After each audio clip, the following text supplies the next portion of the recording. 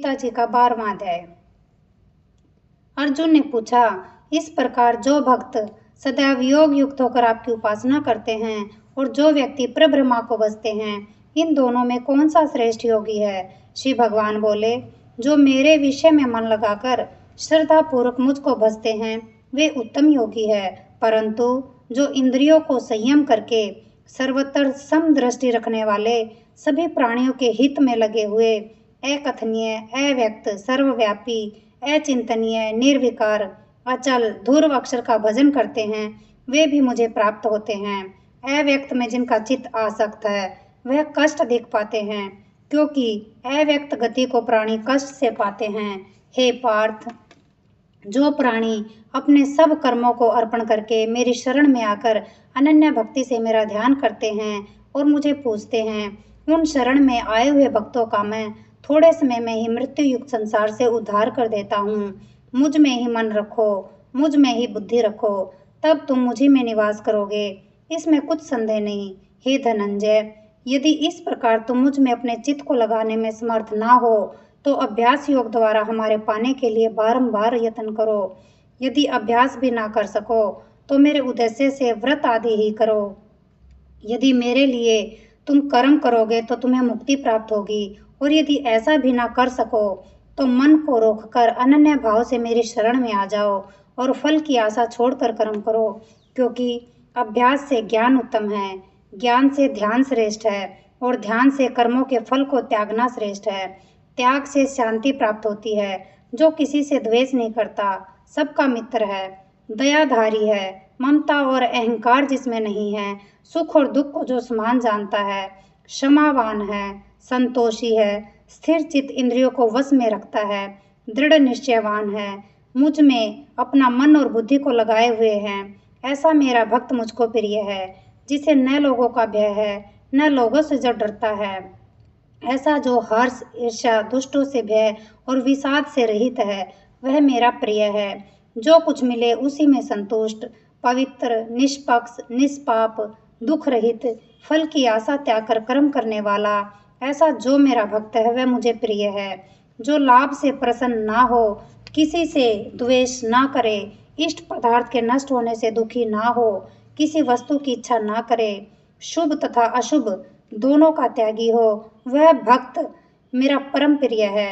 जिसको शत्रु और मित्र, मान और अपमान, सर्दी और गर्मी, सुख और दुख समान है, और जो वासना से रहित है, जो निंदा और स्तुति को समान जानता है, जितना जो मिले उसी पर संतोषी, जो यह नहीं समझता कि यह मेरा घर है, जो मेहमान है वह मेरा प्यारा है, पर जो मुझ में श्रद्धा करके और मुझे मानकर इस अमृत के समान कल्याणकारक धर्म का आचरण मेरे उपदेश अनुसार करते हैं, वे मुझको अत्यंत प्रिय है। इति श्रीमद्भगवद गीता सुपनिषद सुब्रह्मा विद्या योग शास्त्रे श्री कृष्ण अर्जुन संवादे भक्ति योगो नाम 12 अध्याय समाप्त। 12वें अध्याय का महात्म्य। श्री भगवान बोले कि हे लक्ष्मी, अब 12वें अध्याय का महात्म्य सुने।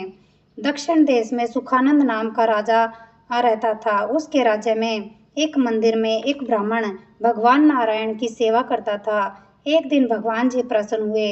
श्री नारायण जी गरुड़ पर सवार होकर आए और कहा कि तेरी क्या कामना है?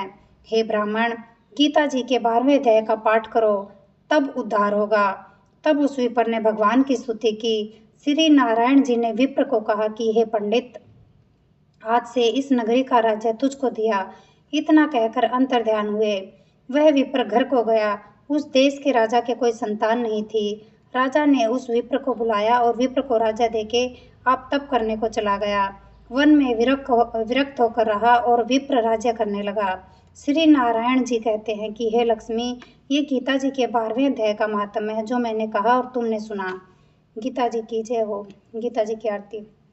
जय गीता माता मैया, जय गीता माता, सुख करनी दुख हरनी तुमको जग गाता। होम जय गीता माता, अज्ञान मोह ममता को छिन में नाश करे, सत्य ज्ञान का मन में तू प्रकाश करे। होम जय गीता माता, शरण तेरी जो आवे तेरी मति ग्रहण करे, पाप ताप मिट जावे निर्भय भव सिंधु तरे। होम जय गीता माता, रण से तर में अर्जुन जब शोकाधीर हुआ, कर्तव्य क्रम तज बैठा बहुत मलिन हुआ।